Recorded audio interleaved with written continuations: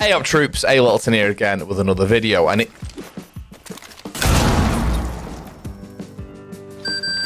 all those different sounds can only mean one thing. It's time to talk about new recruits, or striker and sentry as they're known. Now let me just get a little precursor in this video. I've just got back home from work. I didn't have time to go upstairs and get changed. The grind continues. We're back from the office and we're making videos to try and help you guys and everybody else out who fancies watching this.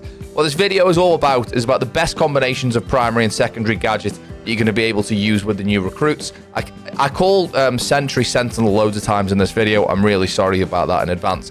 So what are the best combos that you can use with those two secondary gadgets? Obviously, one's going to be your primary, one's going to be your secondary. But what's the best combo? Is it Prox C4 on defense? Is it Frags and Flashes on attack? Who knows, but we'll get into it in this and about why they're good combos to work with each other. That's enough waffling. Let's just get stuck into it. So I think the first thing to do is to look at Striker's loadout on attack. I am going to struggle to call him Striker, and I'm going to call them Recruiter Attacker.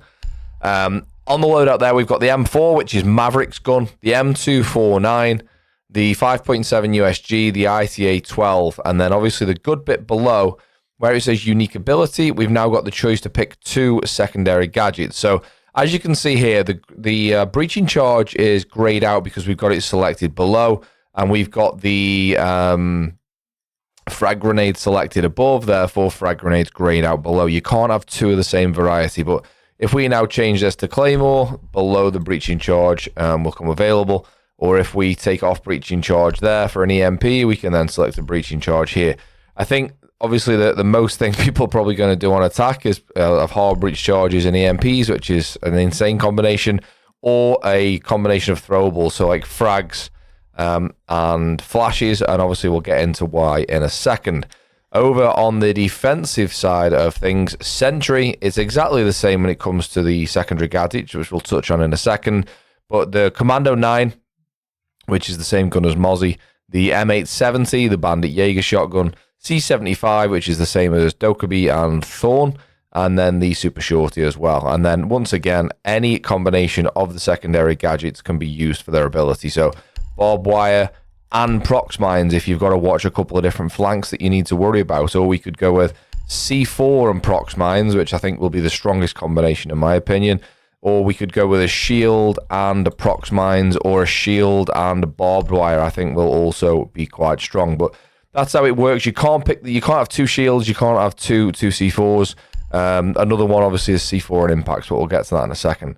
So yeah, really, really solid. In terms of sights, there's only one X's available for the defender on the commando. Obviously, you're not going to have an ACOG on the shotty. And then back over to the attacker. On Mavs M4, you can have an ACOG. And on the M249, you can also have an ACOG. So a couple of more options for sights on attack for, I'm going to get this right, for Striker. And then Sentry, just the one X's on that side of things. So let's touch on what I think is probably going to be the strongest combination on attack, in my opinion, until I try a few things out in an actual game. And that is Prox Mines and C4. And the main reason is for pre-placed C4s. By the way, the recruit, or sorry, Sentry, or Striker, whoever I am here, Sentinel, sorry, I don't know. Right, Defender Recruit doesn't have the same Commando 9 reload animation as Mozzie. Anyway, so the Prox Mine goes here.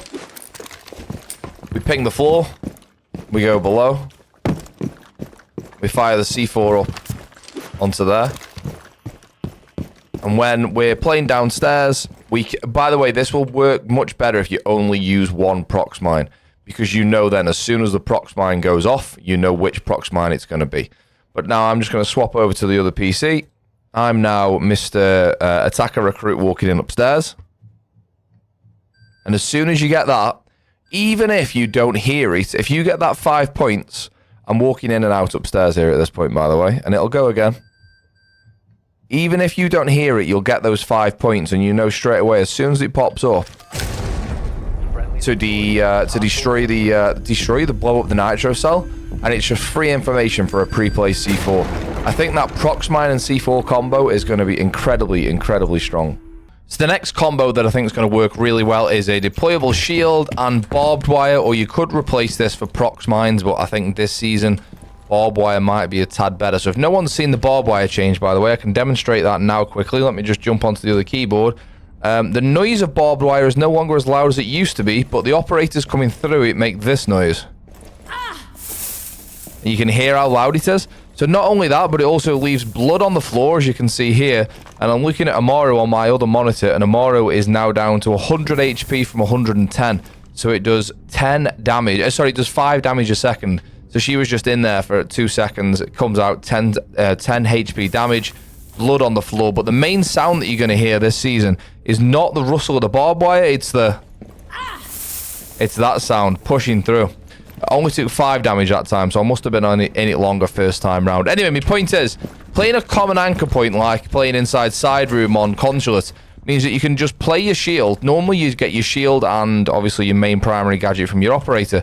Whereas now you can play a shield and wait for the sound cue of the barbed wire or the Prox mine, depending which one you want to use, at the top of the stairs or at the top of the area that you're covering.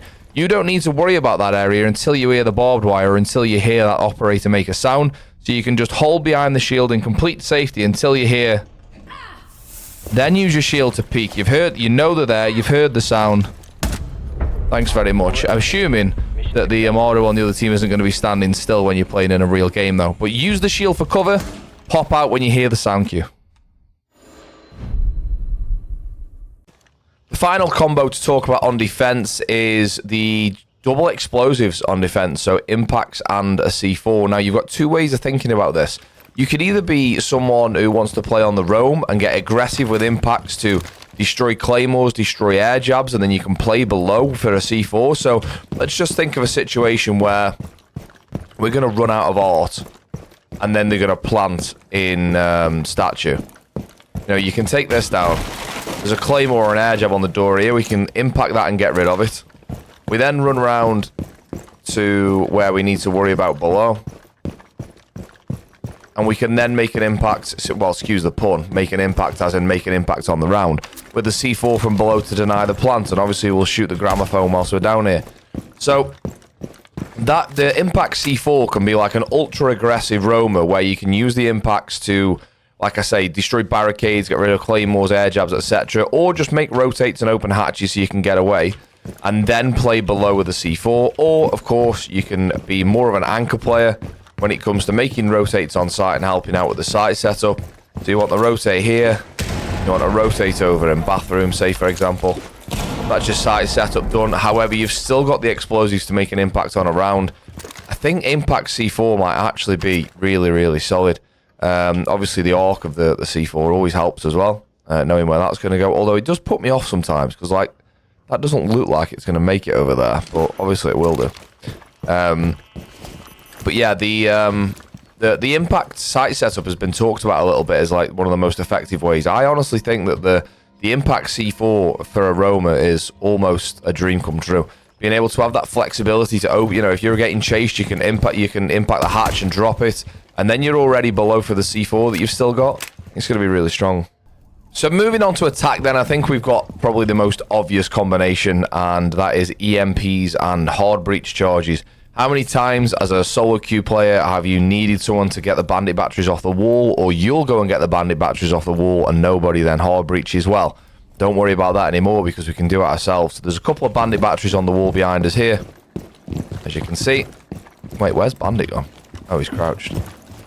Mad, I barely even saw his head there. And what we're going to do is, well, show you how easy it is to do it. So we're going to throw the EMP at the wall. That does that, and we put the hard breach charge on. And in one fell swoop, all on our own, we've opened the wall. Bandit here is so confused, hasn't got a clue what's going on. I think this is going to really shake the meta up. You know, you're attacking Clubhouse. You just don't really need a banner to an extent. Obviously, a banner can get more hatches, but you can go and get Moto Hatch and Kitchen Hatch on your own. Obviously, the only concern when it comes to hard breach charges, you actually got to stand next to the hatch, so you could get C4'd. A banner, of course, can do it from range, which is much, much safer. But having your own EMPs, it's game-changing, man. Like, even just a main breach, if you can use 2 hard breach charges like this, Like, these are big enough holes to fight through and to get through and to get in if you need to, and absolutely insane. It's going to, honestly, it's going to shake the meta up so much when it comes to certain sites in the game. But yeah, I mean, bear in mind, you can do the same with this with hatches and Cade. But yeah, I think this will be the most significant even. That's easy for me to say. Significant combination. Another really strong combination for attack is flashes and frags, and I'm going to try and explain why, but you'll have to use a bit of imagination. I don't know what's going on with the floor there, by the way. That is not normal. I don't know whether that's my graphics card or the test server. So, we're going to use Pixel on Kafe as a common anchor spot. And what will happen is you'll generally have an area that the defenders are really keen to hold on to, like this area on Kafe here, and they'll either be playing it with multiple WMI magnets, multiple ADSs, and sometimes a shield.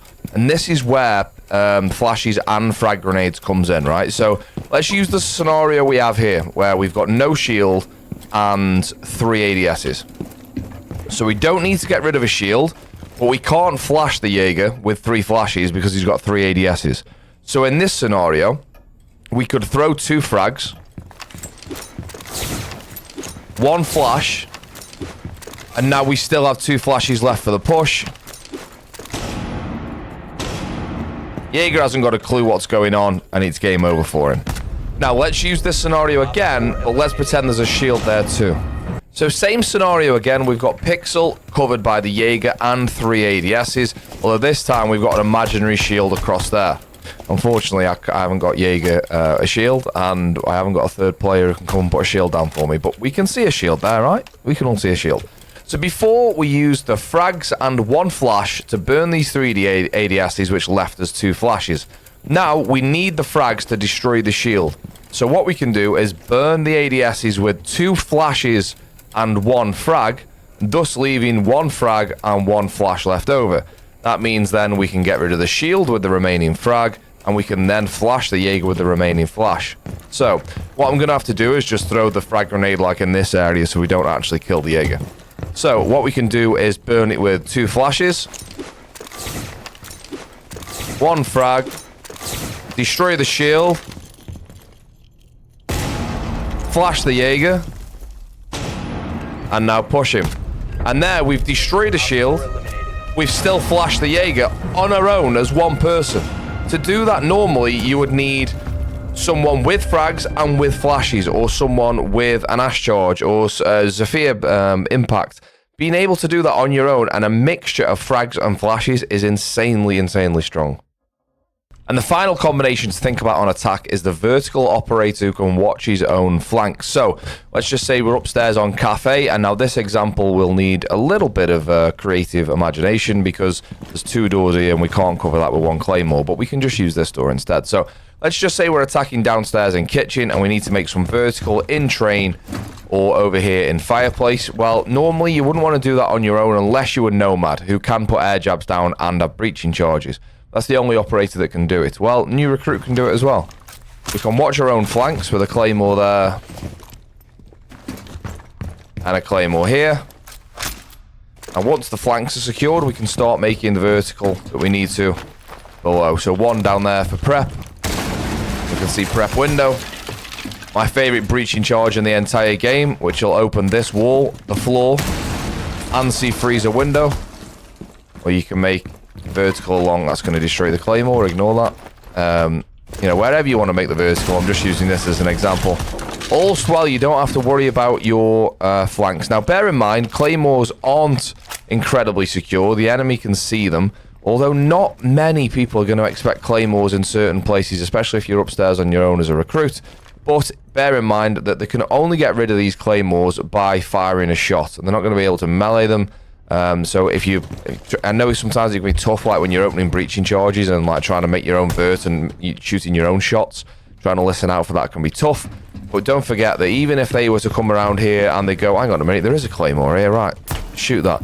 You've still got that audio cue there. And bear in mind, I say this all the time, but air jabs, Claymores, and gridlock spikes do not substitute a drone. A drone on a flank watch in the corner of the room here. Why does it look so saturated, but then not saturated, not on the drone? It looks like different colors. Anyway, it's the test server. This is a much better, as long as somebody's watching it, of course, is a much better flank watch than a Claymore air jab or gridlock spikes. But of course, you need somebody to watch it. You don't need somebody to watch a Claymore. So pros and cons of both, and that's why we love Siege, because you can make an argument for almost everything. But yeah, you can also now, with the new recruit, do a bit of vertical on your own as well. By the way, completely unrelated to recruit and this video, but whilst I'm in this area on Kafe, I thought I'd show you. I didn't know for ages that you can get vertical when you're attacking kitchen in Kafe. A lot of defenders will stand in this area here, which is called coffee because of the 3 coffee machines. They'll stand in this area here. They think they're clear because you can't get vertical above here, but you can get a bit of vertical if you go here, you shoot the floor, and then you shoot the wall, which is this wall. You shoot through the top of there, and you can see now, that's the, if we go and put the drone there, I'll show you where it is. See, the drone's there. So anyone that's in this area, you can now see through that gap. You can see recruit's head there. And I didn't know about this angle for ages. I died to it like a week or so ago. I didn't know that existed. And then since I've watched Pro League being at the major this weekend, everyone does it. And I'm like, wait, does everyone know this or not? But if you didn't know that, if somebody's in coffee and it's tricky to get out of coffee, make that angle there. You don't necessarily need a book. I've just done this with the M4. A book would be easier, obviously. You can try and get someone out of that angle as well. Anyway, back to recruit. So there we have it. New recruits, striker, sentry are introduced to Siege. Test servers out now as of the 28th of May. And obviously new season comes out on 11th of June. I am actually quite excited about these being added into the pool because I really do feel like they give you a different twist on things. I'm not just saying that. I'm not just, Mr. Ubisoft here trying to be positive about everything. So, I was expecting a little bit more, a little bit something different, but there's definitely enough combinations between those secondary gadgets to be able to make it interesting. I am particularly obviously excited about Prox and C4. Pre-placed C4s are going to be absolutely free cheese, but I'm also thinking about Frags and Flashes. Like, it's so aggressive. 5 throwables just to chuck non-stop at people to oppress them. It's going to be fun for sure. With all that said, thank you for getting involved with the channel. If you've got this far, or even if you've watched 20 seconds at the beginning, thank you very much for even clicking it to begin with. I wouldn't be here and I wouldn't be able to do the cool things that I did at the major if it wasn't for people like you watching the video. So I'm really, really grateful for that. Don't forget, like, comment, subscribe, and all that good stuff's down in the description below to get involved if you want to help support in any way. Even just watching the video, I'm really grateful. So thank you very much, and I'll see you next time. Cheers!